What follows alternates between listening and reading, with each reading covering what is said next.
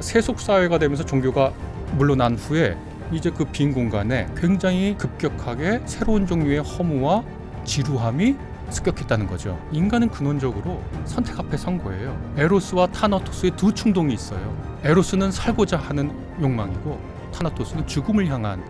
큰 원칙을 두자면 어떻게 사는 게 좀 지혜롭게 사는 길입니까? 지혜의 첫 번째 출발이 뭐냐면 자기 삶을 긍정하는 거예요. 이 주어진 삶 모순되고 짧고 허무하고 남한테 가는 이 삶을 긍정하는 것부터 시작하고, 우리 삶이 짧고 그다음에 해야 할 일은 많기 때문에 삶의 의미가 있다고 생각하고 살아봐라.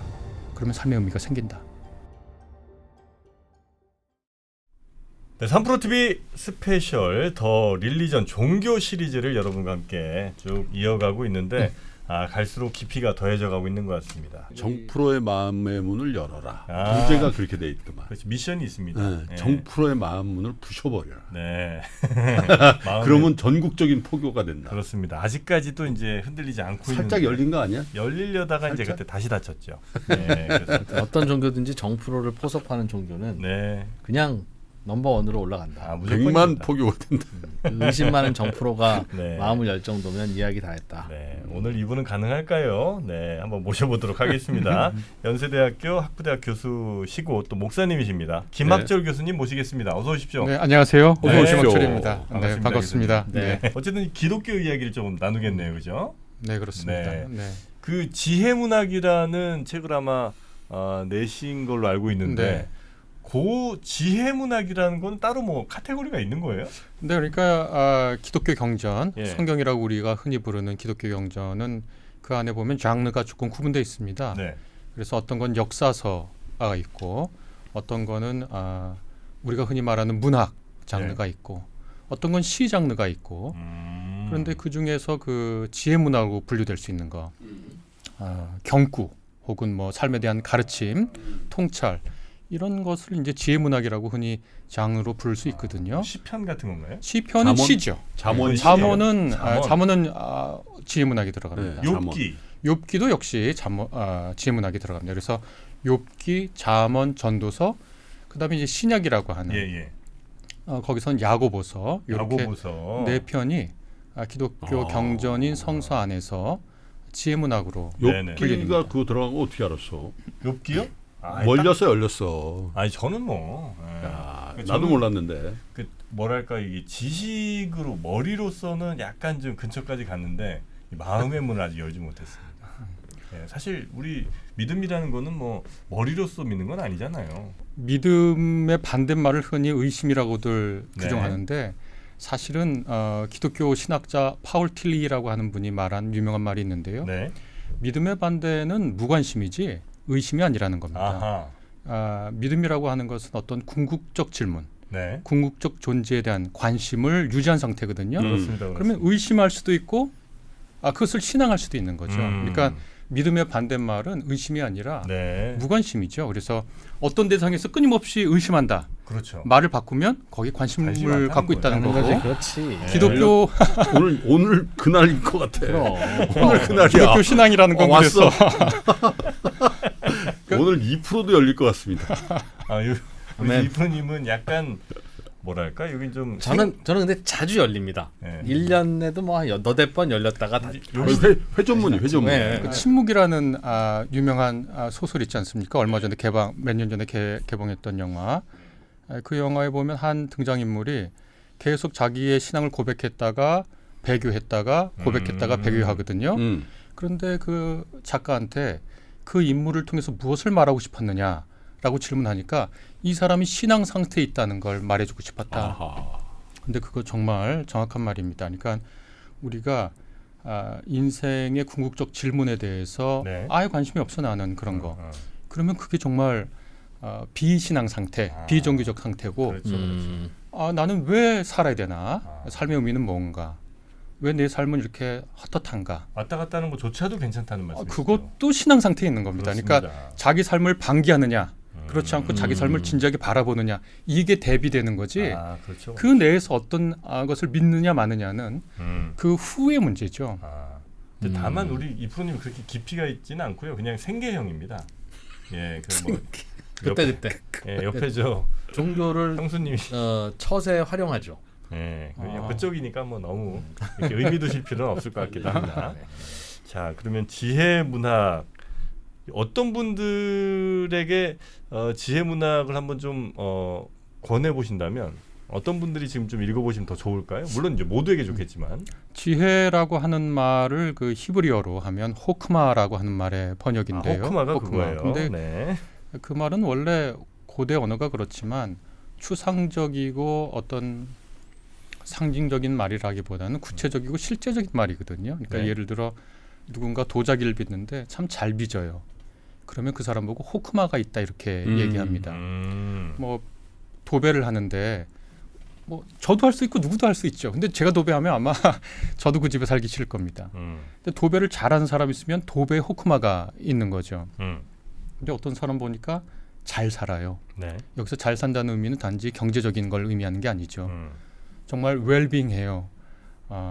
저 사람 보면 참 부러운 게 아니라 존경스러워요. 그러니까 부럽다라 하고 존경스러운 것은 구분되는 거거든요.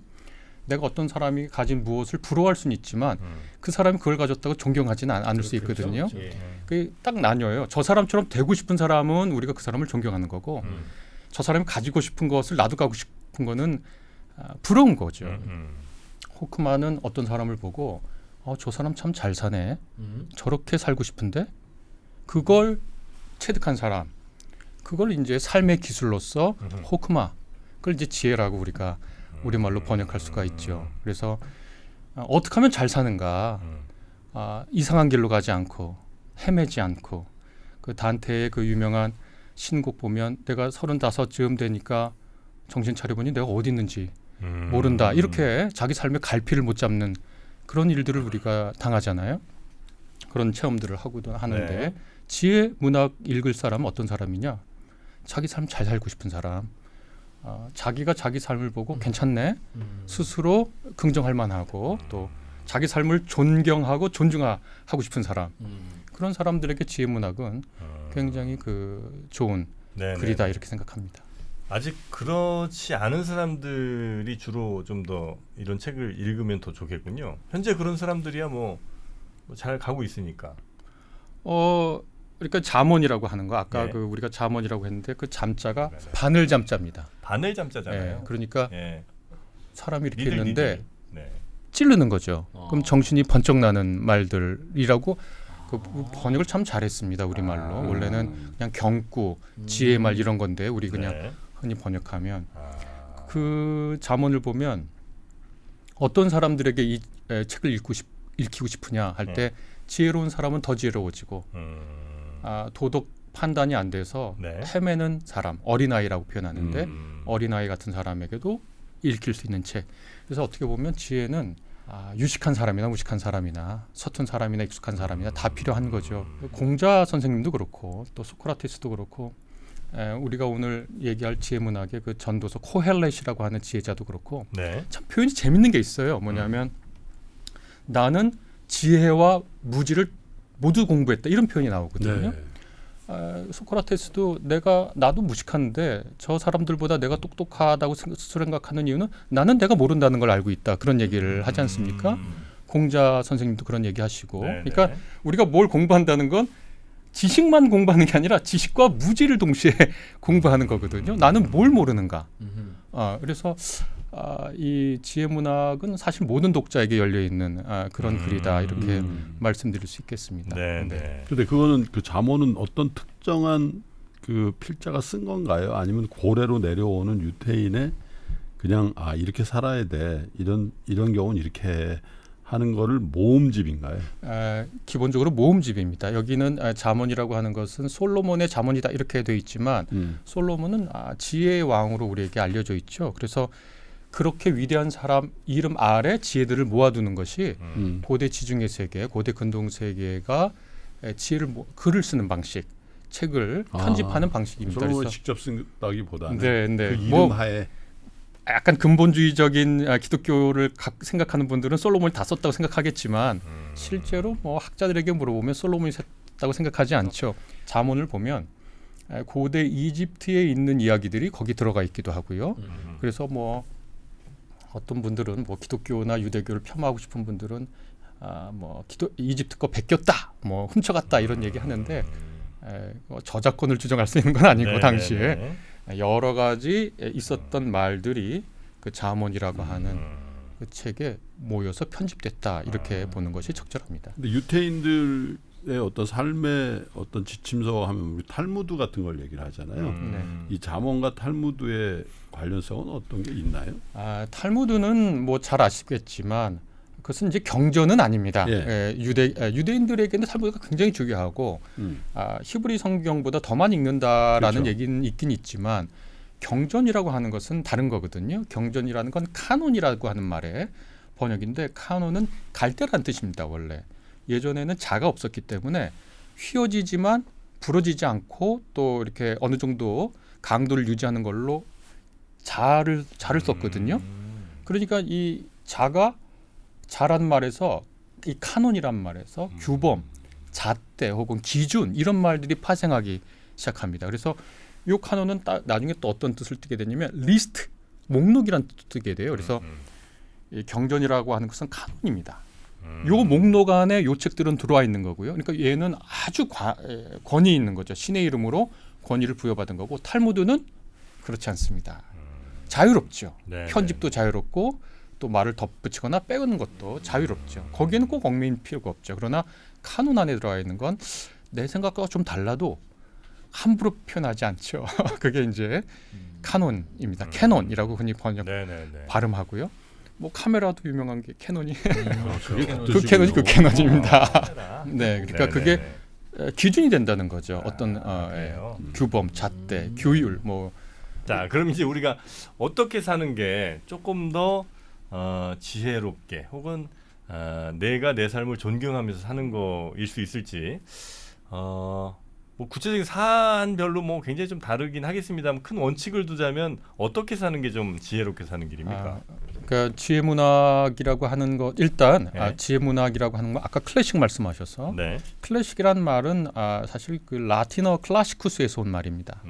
클라시쿠스라고 하는 말의 원뜻은 함대가 있는 이런 뜻이거든요.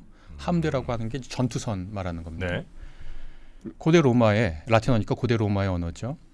고대 로마의 전쟁이 나면 이 로마 시민권자들은 자신의 도시에서 전쟁이 났기 때문에 여기 권리를 가지고 전쟁에 참여하는 걸 일종의 명예로 여기는데 그때 어떤 사람은 함대를 보낼 수 있는 사람이 있고 어떤 사람은 자기가 중무장해서 참여할 수 있는 사람 정말 무기를 사갖고 가야 되거든요. 군대 참여할 때. 근데 자기는 가난해서 경무장 보병이 될 수도 있고 어떤 사람은 자기 자식밖에 보낼 수 없는 사람이 있거든요. 그 자식밖에 보낼 수 없는 사람을 프롤레스라고 합니다. 요 말에서 프롤레타리아트라는 말이 나옵니다. 근데 로마에 전쟁이 났는데 함대를 보낼 수 있는 사람이 있어요. 클라시쿠스. 완전 돈 많은 사람이네. 네. 여기서 클래식이란 말이 기원했는데요. 이건 무슨 뜻이냐면 그래서 클래식이란 책은 뭐냐? 자기 삶이 위기에 닥쳤을 때 아주 이게 도대체 왜 일어났는지도 모르는 어떤 고통이나 아주 깊은 절망이나 허무나 혼돈, 공허 같은 상황이 닥쳤을 때 위기죠. 어떤 사람은 자기 자식밖에 어떤 사람은 경무장 보병, 어떤 사람은 중무장, 어떤 사람은 기마병 할 수 있는데 어떤 사람은 자기 삶의 위기가 닥쳤을 때 자기가 동원할 수 있는 자원이 함대 정도 되는 사람이 있는 거죠. 그래서 저는 어떤 사람이 잘 사는 사람이냐, 훌륭하게 살 수 있는 사람이냐, 자기 삶의 위기가 닥쳤을 때 그 클라시쿠스인 사람이 중요하다 이렇게 얘기를 먼저 말씀드리고 그렇다면 뭘 해야 되는가? 저는 아까 말씀드린 것처럼 그래서 클래식입니다. 그런 어떤 위대한 인류가 남긴 정신적 자원들을 함부로 보지 말고 그것을 차곡차곡 자기 내면에 체득하는 사람들 이런 게 굉장히 중요하다.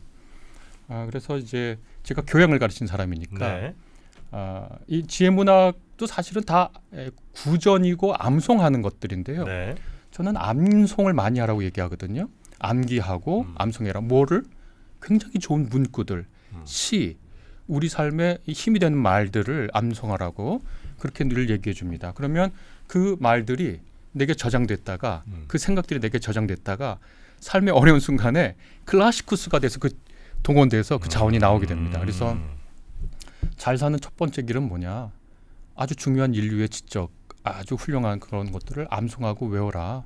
그리고 읽어라. 그 클래식 그냥 아무 책이나 막 읽는 게 아니라 우리 삶이 짧고 그다음에 해야 할 일은 많기 때문에 인류가 고전이라고 말했던 것들 이런 것들을 좀 많이 읽어라. 그 제가 쓴 이 지혜문학, 욥기, 잠언, 전도서, 야고보서도 보면 인간에게 닥치는 가장 근원적인 문제가 뭔지를 탐색하고 거기에 대한 답들을 주려고 고민했던 것들이거든요. 그래서 이런 훌륭한 고전들을 많이 읽는 것이 잘 사는 첫 번째 길이 아닌가 그런 생각을 해봅니다. 네. 그러면 예를 들어 제가 뭐 저는 아니지만 하여튼 어떤 사람이 직장을 다니다가 갑자기 50대 초반인데 나의 뜻이 아닌 것에 의해서 아웃됐습니다. 그럴 때 굉장히 절망, 뭐 그 직장에 대한 어떤 배신감, 뭐 이런 게 이제 막 나를 괴롭힐 거 아니에요. 그럴 때 어떻게 좀 마음을 좀 고쳐먹으면 되겠습니까? 이게 이제 사실은 네. 요게 이제 저하고 제가 하는 일하고 제가 네. 하지 않는 일 사이에 이제 미묘하게 네. 구분을 해야 할 점인데 제가 이제 교양을 가르친다고 말한 거는 네.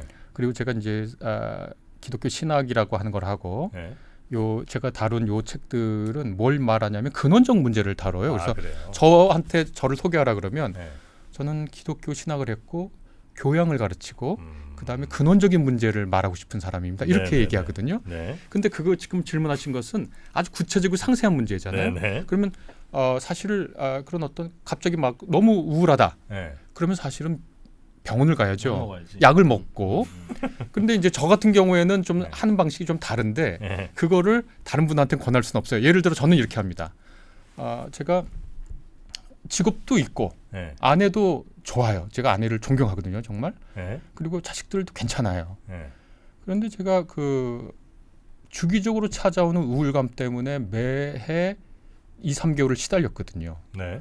그러면 흔히 상담을 하러 가거나 병원을 가서 약을 먹으면 되는데 저는 조금 다른 방식을 택하게 되더라고요.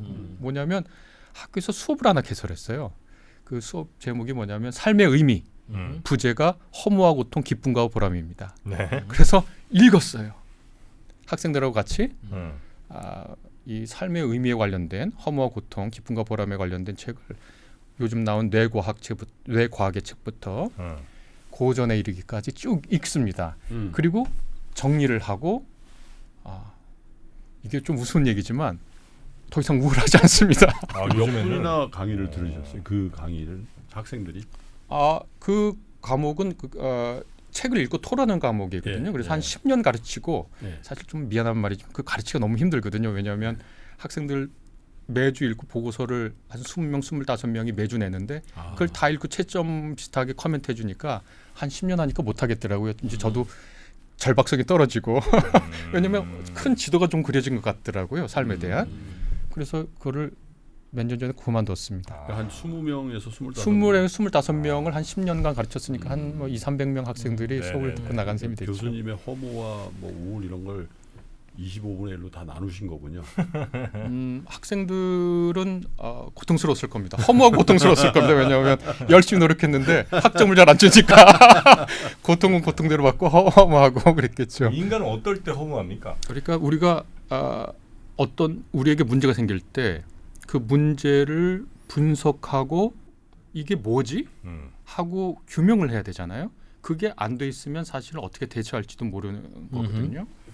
이 전도서라고 불리는 이 지혜문학 책이 있는데 1장 2절에 보면 우리나라 말로는 어떻게 번역되어 있냐면 헛되고 헛되며 헛되고 헛되니 모든 것이 헛되도다 이렇게 시작합니다. 그러니까 우리 세상에 이런 허무주의자가 다 있나 싶을 정도로 맨 일성이 헛되고 헛되며 헛되고 헛되니 모든 것이 헛되도다 이렇게 시작하거든요. 지금 말씀하신 허무감 이런 말씀하셨는데 그걸 히브리어로 헤벨 동사인데요. 헤벨이란 말이 기본적으로 숨 쉬는 겁니다. 이게 아지랑이 같은 거. 아지랑이는 저기 아지랑이 있네. 그래서 어디 하고 이렇게 쳐다보면 그 순간 사라지잖아요. 그러니까 헤벨이란 동사는 그 근원을 따져가 보면 짧은 겁니다. 사실 인간이 뭐가 허무하다 느끼냐면 짧다고 아까 뭐 휴가 끝났다 그러는데 짧다고 하는데 느끼거든요. 우리가 인생 열심히 산 사람들은 이제 죄송합니다. 제 얘기를 하자면 전 사실 30대의 기억이 없습니다.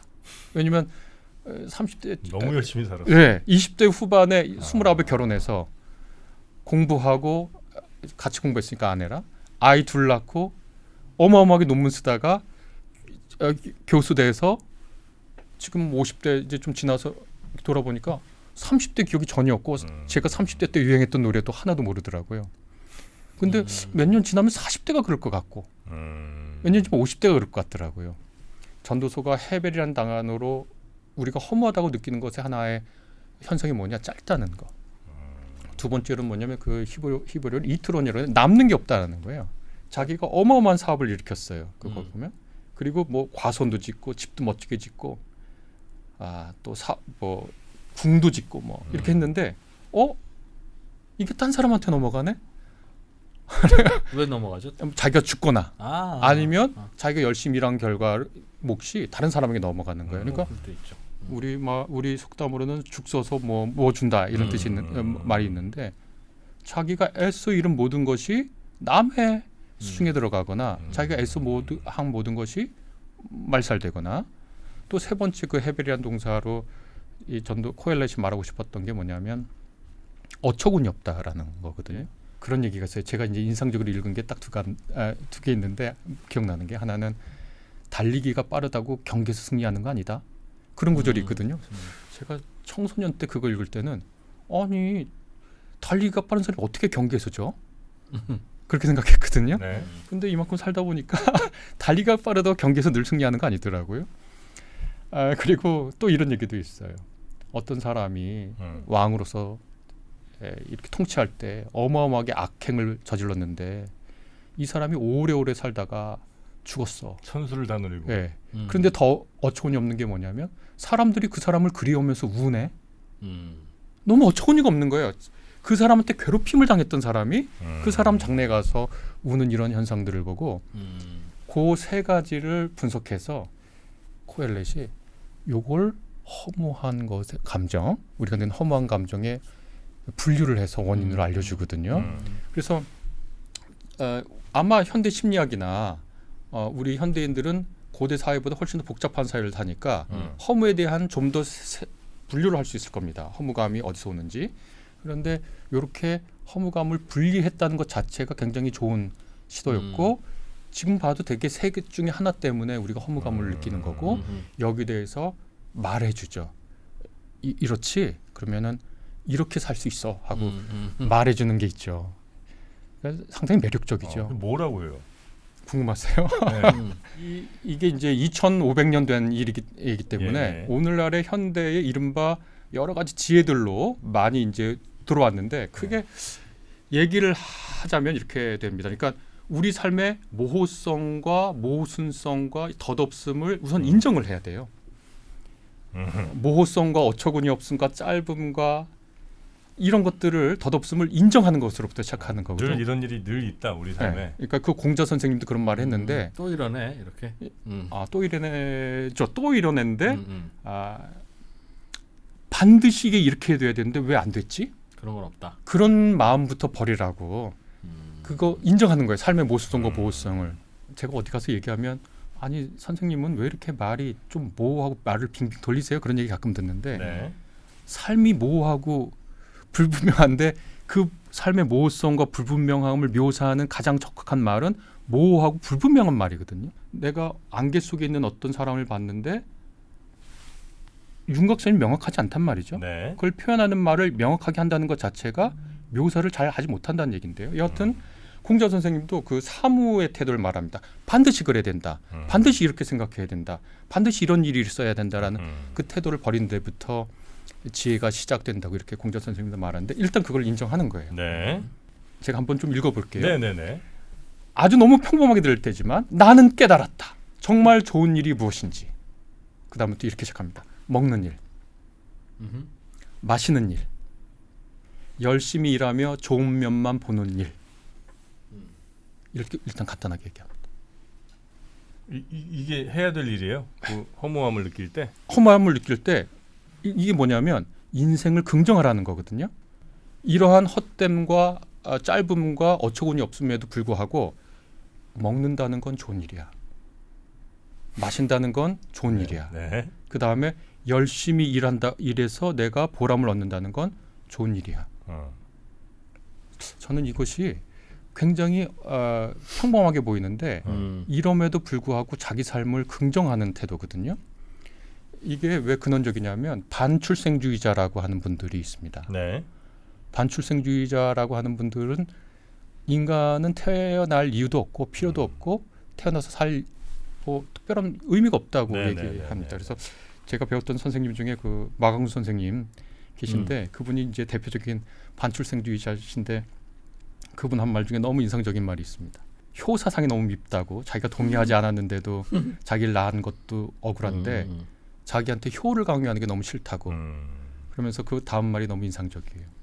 자식은 그냥 애완용으로 길러야 한다고 그렇게 하셨습니다. 지금도 동물한테 애완동물이란 말 쓰면은 뭔가 감수성이 떨어지는 것처럼 들리잖아요. 근데 네. 오래전 얘기니까 이런 반출생주의라고 하는 것은 삶에 대한 아주 근원적인 부정성을 말하는 거거든요. 예. 근데 그 반대편에 먹는 일, 마시는 일, 자기가 어떤 일을 한다는 것을 긍정하는 것은 요새 유행하는 철학자들 말로 하면 니체의 말하고 아주 일치합니다. 니체가 영겁 회귀 사상을 말하면서 100번 이 똑같은 일이 나에게 일어나도 나는 이 삶을 살겠다 라고 하는 삶에 대한 긍정.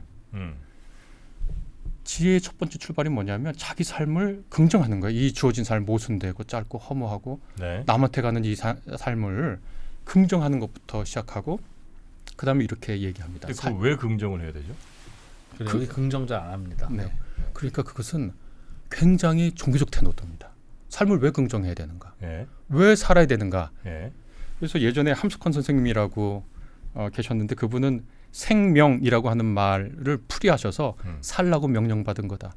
살생자의 명령 명자니까. 누가 명령을 했죠? 이제 함 선생님에 따르면 네. 절대자죠.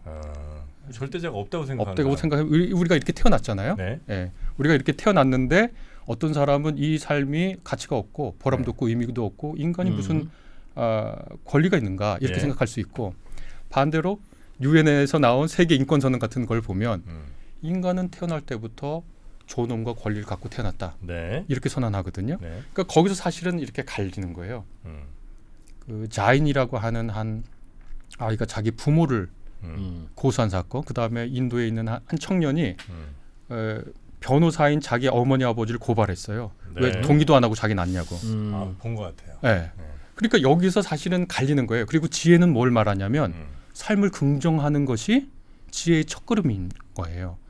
삶을 긍정하지 않는 거, 삶을 부정하는 거, 삶의 부정성에 사로잡혀 있는 상태를 이 지혜 문학에서 뭐냐면 혼돈 속에 사로잡힌 삶이라고 말하는 거예요. 그래서 혼돈이라고 하는 것은 생명이 없는, 생명을 긍정하지 않는 무질서와 어둠과 심연, 이런 상태를 혼돈이라는 말로 표현하고 세상에서 보는 거의 모든 창조 신화는 어떻게 하냐면 혼돈과 죽음과 어둠과 심연으로부터 이 세상에 질서가 부여되고 부여된 질서가 생명을 낳고 아름다움을 낳는다는 것을 창조 신화의 모티브인데 이것은 기독교뿐만 아니라 메소포타미아의 모든 것이 그렇고 이집트의 그 신화를 보면 그 아펩 신화가 있는데 아펩이라고 하는 것이 이제 케이오스 몬스터입니다. 모든 걸 다 엉망으로 만들어요. 근데 그 태양 신인 라가 매일 아침 태양 전차를 끌고 일어나서 아펩을 죽이고 해를 띄우거든요. 인간은 근원적으로 선택 앞에 선 거예요. 그리고 인간의 마음에는 뭐 프로이트를 굳이 운운하자면 네. 에로스와 타나토스의 두 충동이 있어요. 에로스는 살고자 하는 욕망이고 네. 타나토스는 죽음을 향한 예. 타나토스는 그 그리기의 죽음이라는 뜻이고 에로스는 상승한다라는 뜻이거든요. 에로스를 사랑으로 우리가 흔히 많이 말하지만 사랑이라는 건 산다는 거고 생명을 향한 의지거든요. 이 둘에 대한 인간 안에는 근원적인 욕망이 있다고 프로이트가 그렇게 얘기했는데 굉장히 신화적이에요. 제가 볼 때는 신화가 얘기하는 바예요. 이 둘 중에 하나 선택해라. 그리고 삶을 선택하는 것이 지혜의 걸음이다. 그렇게 얘기하는 거예요. 그게 이유를 네. 뭐 물을 수는 없고 왜 그런다고 얘기할 수는 없어요. 어떻게 네. 보면. 아니 근데 저는 예를 들어서 지금 나에게 주어진 거를 의심 없이 긍정하고 기뻐하고 밝은 면을 보려 하고 이게 뭐 긍정적일 수는 있으나 지혜랑은 매우 반대쪽에 있는 것 같거든요. 왜냐하면 항상 뭔가를 의심하고 부정하는 과정에서 지금 주어진 것의 이 실체를 더 알 수가 있는 것이지. 그냥 맛있네, 좋아, 행복해. 이거는 어떤 뭐 사물이든 어떤 현상의 본질을 이해하는 데는 매우 안 좋은 태도 아니에요. 이게 저 종교가 믿음하고 연결돼 있고 확신하고 연결돼 있으니까 예. 종교가 무비판적이고 무지성적이라고 하는 비판들을 많이 하는데 예. 종교만큼 비판적 사고와 연결된 게 없습니다, 사실은. 음. 왜냐하면 이제 기독교 같은 경우에는 유대교에서 나온 거고, 유대교가 엄마 종교고, 네. 불교 같은 경우에는 브라만교가 엄마 종교고, 음. 이슬람 같은 경우에 당시 페르시아에 있는 종교가 엄마 종교인데 네. 얼마나 강력하게 세계관을 지배했겠습니까? 근데 거기에 대한 날카로운 비판 정신 끝에 나온 거고, 우상 비판이라고 하는 네. 전통이 있거든요. 이 기독교 내에는. 그건 뭐냐면 우상이라는 건 다른 게 아니라 삶을 보장하고 번영을 보장한다고 하는 것, 그러나 실제로 그럴 능력이 없는 것, 이런 것들을 우상이라고 부르거든요. 네. 그래서 그 우상 비판이 모든 신앙의 첫 번째 발걸음이에요. 그러니까 우리가 생명을 선택하라고 하는 얘기는 네. 우리 안에 있는 근원적인 충동이 죽음에 대한 충동이고, 음. 가만히 놔두면 모든 것이 사라질 것 같은 네. 엔트로피 같은 음. 세상을 향해서 정말 이것이 이 세상의 진실이냐. 대신 예수님의 말씀을 의심하라고 가르치지는 않잖아요. 예를 들면 우상을 믿지 말고 의심하라라고 하지만 그 말을 의심하라는 얘기는 안 하고 또 예수님 자체를 혹은 하나님 자체를 의심하라는 얘기는 안 하잖아요. 하나님을 의심하라는 말은 하진 않지만 욥기에서는 하나님한테 대들죠. 욥이 하나님한테 한번 싸우자고 내가 질 건 뻔하지만 네. 하나님을 법정으로 불러냅니다. 도대체 나한테 왜 이런 일이 말도 안 되는 일이 일어나고 네. 내가 이런 고통에 처해야 되는지 영문을 모르겠으니 이 영문 모르는 걸 두고 당신이 우주의 주관자라고 하니 나랑 나와서 법정에서 다퉈봅시다 네. 하고 법정으로 하나님을 소환합니다. 그러니까 그 태도를 매우 긍정하고 정말 잘한다. 그리고 하나님 의심하는 거에 대해서 그렇지 이렇게 해야 사실은 진짜 기독교의 믿음이지라고 칭찬을 하고 격려를 해줘야 될. 그래야 이제 사실은 진짜 의심하고 비판하는 것에 대해서 우리는 열려 있는 것이지 나에 대한 비판과 나에 대한 의심은 허락지 않으면서 다른 무슨 사탄이 됐든 혹은 우상이 됐든 이런 것들은 비판하고 의심하라고 하는 것은 맞지 않는 거 아니에요? 이렇게 생각해 볼 수 있거든요. 네. 신 외의 모든 것이 다 신 아래에 있고 신적인 것이 아니기 때문에 네. 모든 것이 다 비판의 대상이 되는 거죠. 그러니까 우리가 무엇인가를 비판한다고 하는 것은 네. 비판의 기준을 가지고 비판을 하는 거거든요. 예. 그래서 비판받지 않는 어떤 가치를 공유하지 않는 한 비판이라는 게 불가능해지거든요. 그러니까 기독교는 어떤 절대적 기준이나 가치 같은 것을 신이라는 이름으로 상정해 두고 그 기준에 따라서 모든 것을 상대화하죠. 그래서 그런 비판의 결이 좀 다르긴 합니다. 네네네. 그래서 그런 이제 비판 정신이 매우 기독교에는 살아있다. 지금 현재 기독교 보면 그렇지 않아 보이겠지만 네. 실제로 기독교라고 하는 그게 초기에 로마인들이 기독교를 만났을 때는 저런 종교가 다 있나, 어떻게 저렇게 이상한 종교가 다 있나 이런 속에서 이제 태어났거든요. 네. 그리고 온갖 곳에 가서 날카로운 비판 정신 얘기하고 예전에 그런 모습도 사실 있었던 것 같긴 한데 결국은 우리가 이제 지금 허무함을 많이 느끼고 이럴 때 가장 현명한 극복 방법이라고 굳이 얘기한다면 먹고 마시고 즐거운 것을 혹은 좋은 면을 밝은 면을 보려 노력하라. 요 정도가 이제 가장 맞는 거죠. 그러니까 이게 제가 간략하게 좀 길게 얘기했지만 네. 일단 삶의 범위를 줄이라는 거예요. 너는 네가 생각할 것 이상으로 생각하지 마라. 너는 땅에 있고 하나님 하늘에 있어. 너는 네가 생각할 거 생각해. 일단 삶의 범위를 줄이고 그 다음에 두 번째 우리가 생각할 게 뭐냐면 너 즐기는 게 허락됐다. 너 즐기는 게 허락됐어. 너무 네가 모든 것을 책임지려고 하는 그런 생각에서 벗어나. 그게 이제 말이 되겠고 그 다음에 뭐냐면 내가 이렇게 즐기는 거 내가 먹고 마시고 먹는 건 생존이고 마신다는 건 풍요와 관련된 거거든요. 그 다음에 자기가 일한다고 하는 거 이것을 선물의 형태로 이해하라는 겁니다. 선물이요? 선물, 기프. 선물. 네네네. 그러니까 선물을 누군가에게 받았다는 건 감사할 일이거든요. 네. 그래서 자기가 가진 것이 무엇인지 하나씩 세보는 겁니다. 자기가 다 잃었어도 자기에게 남아 있는 것들 그리고 자기가 할 수 있는 것들 그런 것들을 하나씩 세보면서 감사의 태도를 유지할 수 있는 것이 사실 우리가 살아갈 수 있을 때 중요한 태도거든요. 이게 완전히 다릅니다. 저는 이제 약간 우울하다 그래 우울감을 지속적으로 와서 그 문제를 싸웠는데 네. 제처는 아주 제가 존경하는 사람인데 네. 제처는 보고 많이 놀래요. 뭘 놀래냐면 언제나 감사하고 노래해요. 이 사람이 그러니까 네. 샤워하고 나와서 물 너무 좋아. 물이 없었으면 어떻게 이런 네. 뭐 이렇게 나와서 산책을 나가서 네. 이 꽃을 보면 꽃을 보고 너무 아름답다고 얘기해서 그다음부터 음. 꽃에 관련된 노래를 불러요. 바람 불면은 바람에 대한 노래를 부르고 같이 산책 나가면 가만히 그 여인을 봤어요. 그 여인을 봤어요. 네. 그리고 맨 처음에는 저처럼 약간 패시미스틱한 성격이 있는 사람 한테는 너무 이렇게 어떨 때 보면 경박해 보이기도 하고 왜 삶에 이렇게 진중하지 않고 저렇게 발랄한가? 발랄하다는 게 이렇게 물방울 이렇게 톡 떨어져서 탁 튀는 그런 어떤 운동성, 운율 이런 걸 뜻하는데 그런데 제가 지내보면서 네. 그런 태도라고 하는 것이 삶을 굉장히 그 긍정하게 하는 그런 태도라는 거를 알게 됐습니다. 그리고 이제 그 다음 게 뭐냐면 혼자보다는 둘. 그러니까 아까 말한 게 이제 제가 요약하자면 먹는 거 마시는 거 이거 네. 허락된 거다. 너 생각의 범위 줄여라. 그 다음에 이게 자기가 뭘 갖고 있는지를 하나씩 세보면서 감사하는 거. 그 다음에 혼자보다는 둘. 이게 인간관계를 맺으라고 하는 건데 제가 이 글을 쓰다가 이 나타부드 포우답이라고 하는 사람이 2008년에 낸 경제학 교수인데 네.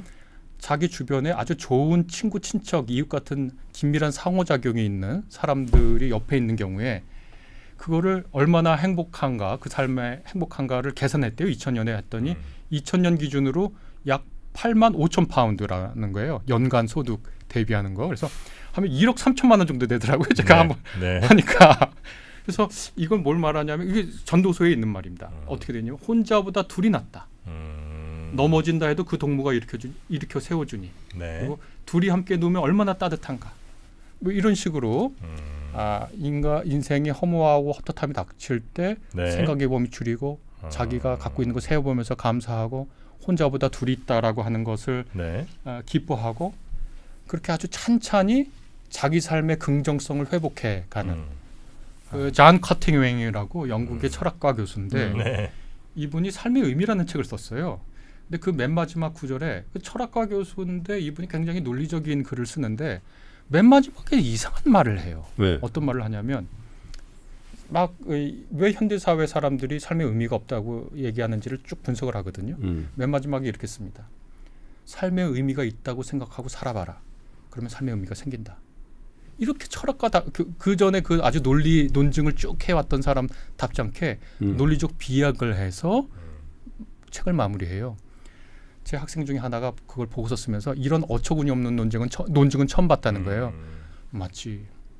그건 어처구니 없는 논증이에요. 네. 그러나 제가 그랬어요.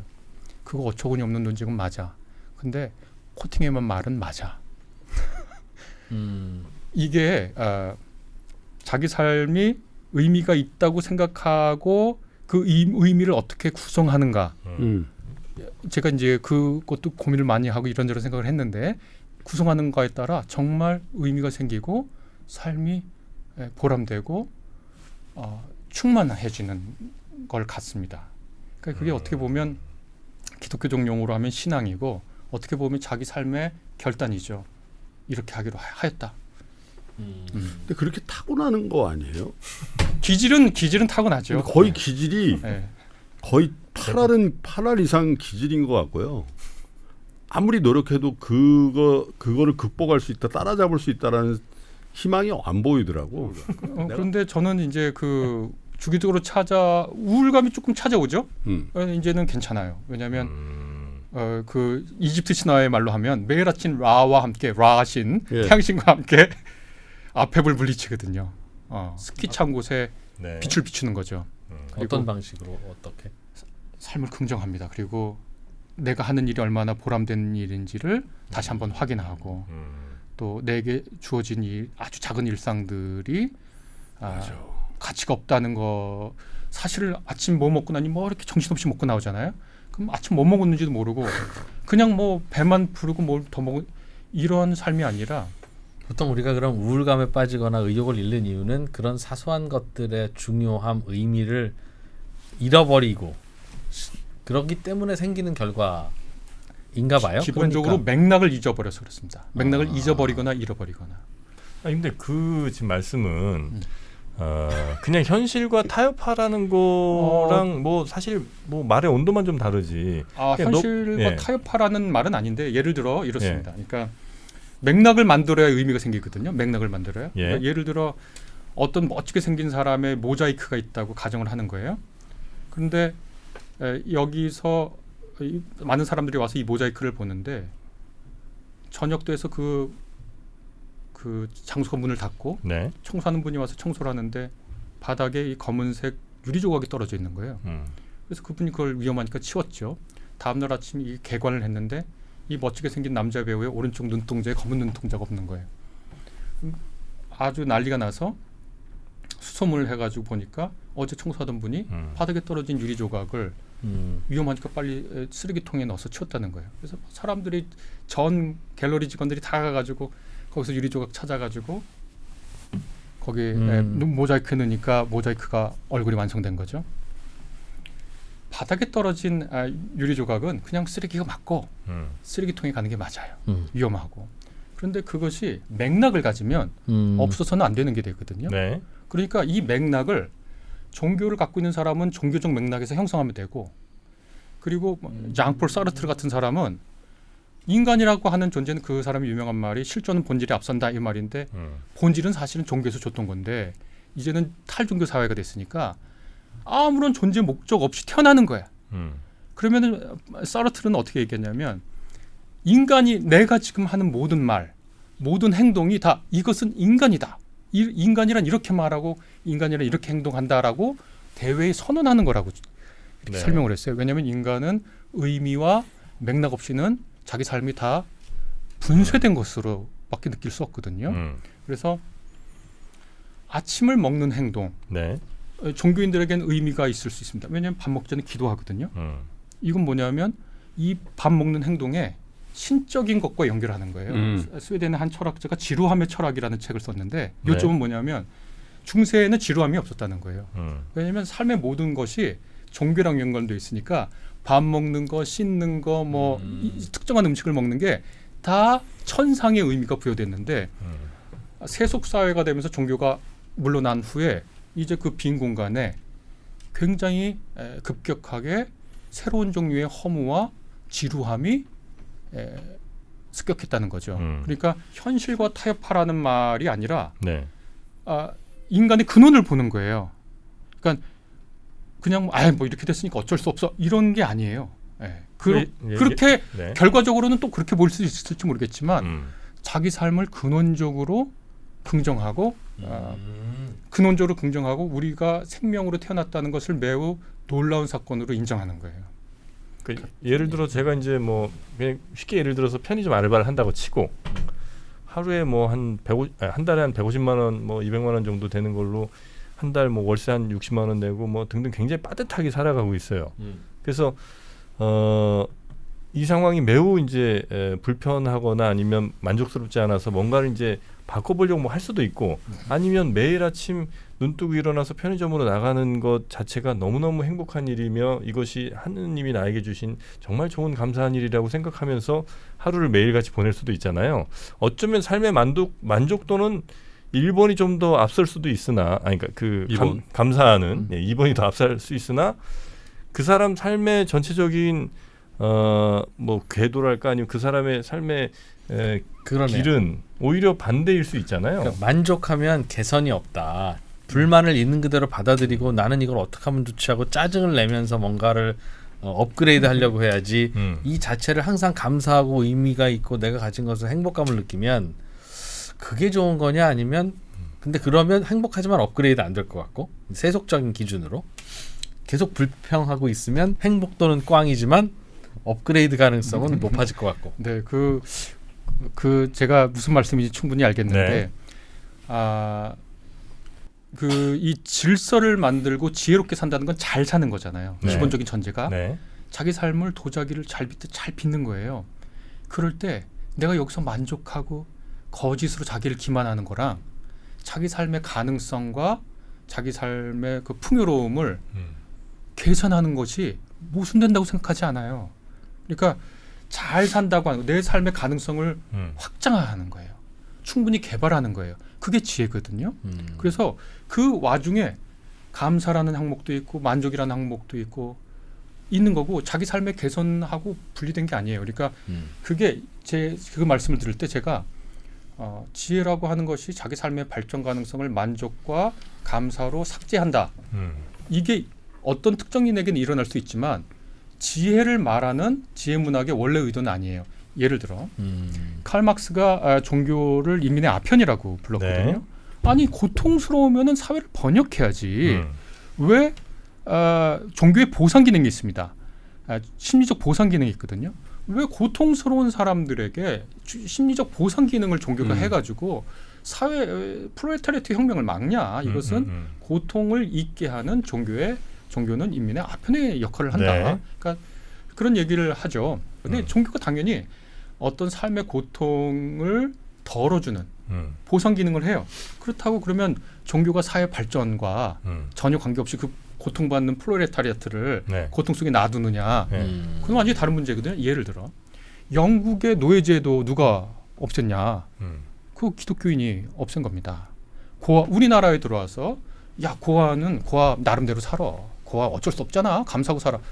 우리나라의 선교사들에서 맨 먼저 한 게 언더우드 같은 사람이 와서 한 게 고아원 세우고 또 이렇게 어려운 사람 돕고 환자들 돌보고 그러니까 지혜라고 하는 것은 그 삶을 생존하게 하고 풍요롭게 하는 거지 감사와 만족으로 너의 삶을 여기서 이제 다 된 걸로 생각해라. 그거하고는 다른 겁니다. 약간 전 두 개는 좀 다른 얘기 같긴 한데 뭐 예를 들어서 기독교인이 그 노예제도 없앴다고 하시지만 노예제도를 가장 가혹하게 많이 움직였던 사람들은 당연히 기독교인들이겠죠. 맞습니다. 왜냐하면 네. 미국인들 뭐 영국인들 그랬을 테니까 뭐 그건 그 문제라고 치고 그 다음에 사람이라는 게 기본적으로는 매우 게으른 존재일 수밖에 없잖아요. 그래서 만족이 되면 더 이상 뭘 움직이지 않으려는 건 아주 본능적인 움직임이라 여기 만족하고 행복하고 좋은데 여기서 뭘 더 발전시킬 수 있는 거 저는 이제 거의 없다고 보고 지금까지 세상을 그래도 발전시켜 온 사람들은 만족 못한 사람들이 피곤하고 이거 좀 불행하게 어떻게 살던 좀 사람들 바꿔봐라. 그러니까 뭘 만들어내고 야 좀 어두운데 좀 뭐 밝게 좀 할 거 없냐 이러는 요구들이 결국 모여서 그 불만 많은 사람들이 전등도 만들어내고 저는 그랬다고 생각을 하는데 뭐 필요는 발명의 어머니다 그런 뭐 얘기인데. 당연히 그렇게 되겠죠. 근데 어머니가 아이를 돌볼 때 네. 엄마가 애한테 불만이어서 애를 돌보나요? 그러니까 네. 내가 친구를 도울 때 네. 내가 친구한테 불만이 있어서 친구를 돕나요? 아이를 키울 때 너무나 만족스러웠다면 지금 수많은 유아용품들은 안 나왔을 겁니다. 그러니까 애가 울거나 그러니까 그건 거의 안 씁니다. 저는 잘 안 사죠. 안 써요 그냥. 네. 자연 그대로. 그 무슨 말씀인지 충분히 알겠는데 필요나 불만이나 의심이나 어떤 부정적인 것이 삶을 개선하게 하는 동력이 된다라는 말씀. 네. 뭐 충분히 당연히 그런 면도 있는데 그 말고도 어떤 사랑의 힘, 돌봄의 힘, 격려 이런 삶의 긍정적인 에너지가 삶을 바꾸기도 하거든요. 예를 들어 창세기의 창조 이야기를 보면 거기는 피가 없어요. 이 세상 창조는 어떤 창조자가 갖고 있는 미적 이념과 그것을 구현한 능력에 있고 네. 이 세상을 보고 토브라고 선언해요. 아름답다고 선하다고. 그래서 이 말씀은 사실 무신론 유신론보다 훨씬 더 심도 깊은 문제예요.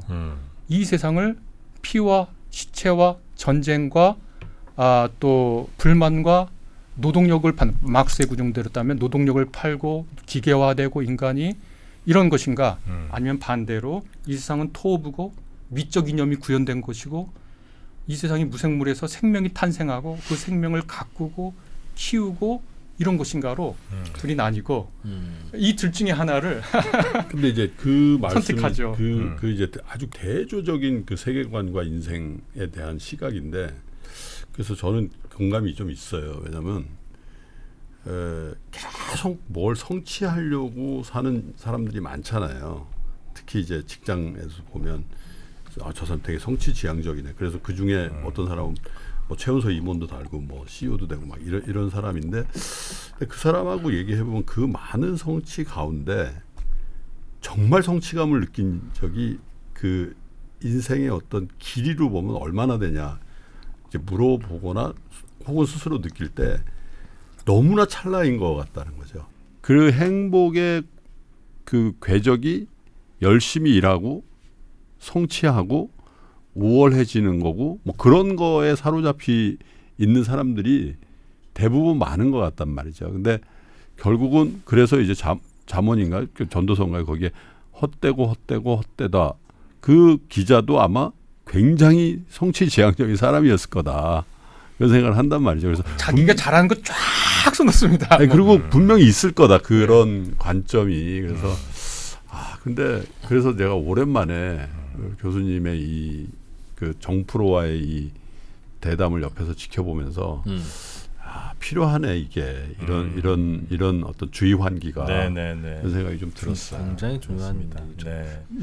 그거를 그러니까 기질로 말씀하시고 그랬는데 사실 노동을 보는 것도 마찬가지인데 뭐 노동력을 파는 거랑 자기 실현으로서의 노동이랑을 우리가 좀 구분해 봐야 될 것 같아요. 지금 보면 노동력을 팔죠. 아까 그 편의점 알바 말씀하셨는데 고통스러운 일이죠. 사실은 그 자기 구현하고 사실 별 상관이 없는 노동이니까 굉장히 힘들고 또 어떨 때는 참 비참한 느낌도 가질 수 있을 것 같고 이제 근데 현대 자본주의 사회가 되면서 노동력을 파는 사회가 되고 자기 노동력을 팔면서 실제로 노동이라고 하는 것이 얼마나 자기 삶을 실현하고 자기 가능성을 개발하고 또 자기를 구체화하면서 가치를 증진하고 이런 거에 대해서 노동력 판매와 더불어 노동의 가치 역시 폄하되는 그래서 뭐 넌 언제 뭐 투자하니 뭐 제가 투자 이런 거 완전히 몰라서 어떻게 말씀할지 모르겠는데 부동산 어떻게 되더라 뭐 주식 뭐 샀대더라 이런 얘기를 들으면 전전 딴 세상 얘기니까 저한테는 근데 제가 느끼는 거는 노동력과 혼돈하면서 사실 우리가 행복하다고 하는 것은 또 삶의 의미가 있다고 하는 것은 가치를 창출했을 때거든요. 근데 가치는 맥락을 갖거든요. 아까도 우리가 뭐 돌 이렇게 2개, 3개, 3개 쌓아서 누가 그 가치를 인정해 주진 않습니다. 뭐냐면 자기의 가치도 있지만 맥락도 있지만 사회적 맥락과 잇닿아 있을 때 자기의 개인적 맥락과 사회적 가치가 만나면서 이게 아주 그 사회적으로 다 참 좋구나 하고 개인적으로 참 성취감을 느낀다 이렇게 되거든요. 그래서 노동이라는 것이 이제 그 개인적 그걸 이제 폄하되면서 그 또 맥락을 잃어버리고 이런 사회가 우리를 좀 허무에 몰아넣는 그런 게 아닌가. 네, 그런 생각을 많이 해봅니다. 정프로의 질문은 기본적으로 삶이라는 게 무의미하거나 혹은 뭐 허무하거나 그런 건데 그걸 굳이 왜 그림을 그려서 의미를 부여하려고 합니까? 저는 지혜롭지 못하게. 저는 정프로님한테 딱 한마디 드리고 있습니다. 이걸로 마지막 하겠습니다. 정프로님이 하시는 그 행동이 정말 기독교적입니다. 제가요? 왜냐하면 기독교적 인간이에요. 왜냐하면 그러니까 딱 맞아 지금. 왜냐하면 지금 진행을 하시면서 잘 제가 하는 말이 무슨 말인지 정확하게 드러내는 질문을 하시고 제가 하는 말을 정리하려고 하시고 그 다음에 비판적 사람의 태도, 비판적이고 회의적인 분의 태도에서 입장에서 질문하시고 논점을 읽으시는 거죠. 이것이 할렐루야. 창세기 1장에 있는 신이 태초의 신이 천지를 창조했다. 그렇지. 이 세상의 질서를 만들고 그 질서를 긍정한다. 라는 거하고 연결되어 있는 거예요. 그러니까 제가 딱 한 말로 하면 어떤 한 그 사람이 저한테 그런 얘기를 해요. 신앙이라는 거 세뇌가 아니냐, 가스라이팅 아니냐 그러면서 일요일에 쉬지도 못하고 종교 행사 교회 가라 그러고 그 참 세뇌다. 그래서 제가 그 질문 듣고 너무 재밌었어요. 일요일에 쉬라고 누가 얘기했습니까? 하나님 얘기 있잖아요. 하나님. 일요일이 쉬는 날로 규정한 게 어딘가요? 그랬더니 유대 기독교입니다. 주 7일째는 메소포타미아에서 나왔지만 네. 거기서는 15일마다 한 번씩 샤파투라고 해서 사람이 쉬는데 지상으로 악마가 올라와서 사람이 집 밖으로 나가지 않는 거예요. 그러니까 집에서만 저주받는 있는. 날이에요. 그래서 집 안에 있는 거예요. 그런데 인간은 일하는 존재, 노예가 아니라 네. 안식이라고 하는 이 세상을 풍요롭게 감상하고 즐기는 그것이 근원적인 존재라고 선언하고 그래서 인간을 노동하는 짐승으로 여기지 말아라. 선언한 가치, 그 가치가 유대 기독교적 가치거든요. 네. 그 가치에 입각해서 일요일에 쉬지도 못하고 괴가라 군다고 비판하는 걸 보고 정말 신앙이 좋으신 분인 거죠. 기독교 가치를 내면한 거예요, 완전히. 그렇지. 신께서 쉬라고 했는데 왜 못 쉬게 하냐. 아니 뭐 옛날 조선 고려 신라 시대는 그 야. 주칠도 없이 계속 일한 거예요. 그러면 조선왕조실록에 보면 네. 하급 관리의 경우 10일에서 15일이라고 가르쳤습니다. 네. 프랑스 혁명 때 일이 없으니까. 앙샹 레짐, 프랑스 카톨릭하고 왕정을 무너뜨리려고 시민혁명을 일으켜서 부르주아즈 혁명을 일으켰을 때 바꾸려고 했던 것 중에 하나가 주 7일제였습니다. 그런데 좀 잘못 바꾸려고 그랬어요. 주 10일제로. 주 5일제로 했으면 성공했을 수도 있습니다. 왜냐면 더 많이 쉬니까. 근데 주 7일제? 아무리 앙샹 레짐으로 프랑스 카톨릭을 없애려고 해도 주 7일제는 없애지 못합니다. 네네네. 이게 이 세계가 그러니까 불교도 그렇고 기독교도 그렇고 이슬람도 그렇고 이 세계가 아주 심층에서 종교로 구성되어 있다. 그거를 네. 우리가 생각을 하면 좋겠습니다. 우리 김학철 교수님이랑 함께 아주 또 오늘도 재밌는 시간이 됐는데 우리 교수님이 시간을 좀 허락해 주시면 또 다음번에 정프로에 또 여러 궁금증들이 많이 있습니다. 뭐 죽음이라든지 아니면 뭐 두려움 뭐 이런 것들에 관한 여러 가지 궁금증들이 좀 있으니까 함께 좀 해주시면. 코멘트는 원래 내 건데 본인이 하네. 이제 자발적으로 나오잖아요. 그러니까 나오네. 네, 거의 열렸어. 거의 같잖아요. 네, 거의 기독교적 인간이잖아요. 네. 되게 중요한 주제인 것 같아요. 그게. 네, 삶을 긍정하는 거와 부정하는 것이 각각 어떤 의미가 네. 있는가.